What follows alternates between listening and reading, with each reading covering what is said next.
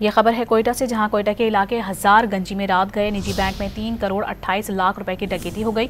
डाकू ने असलहे के जोर पर बैंक के मरकजी दरवाजा खुलवाकर गार्ड को रस्सियों से बांधा और लूटमार की।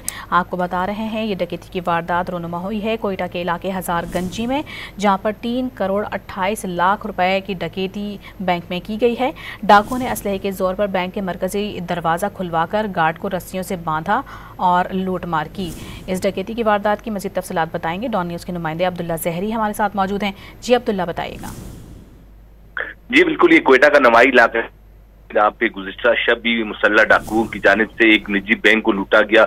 मुसल्लह अफराद ने जदीद कटर्स की मदद से न सिर्फ सेफ जो जोन इलाका है वहाँ तारों और दीगर अशिया को काटा गया। आईनी अशिया को काटने के बाद 3 करोड़ 28 लाख रुपए लूट कर बआसानी फरार हुए। ताम इस हवाले से आज सुबह बैंक इंतजामिया को मालूम हुआ तो उन्होंने न सिर्फ मुतल्लिका शालकोट थाने में मुकदमा दर्ज करवाई है, बल्कि इसके साथ साथ जो पुलिस को मजीद तहकीकात के लिए भी किया गया। जबकि गार्ड जो रात गए वहां पे तैनात, उसका बयान भी कलमबंद किया गया, जबकि पुलिस की जानिब से मजीद तहकीकात की जा रही है। जी बहुत शुक्रिया आपका अब्दुल्ला।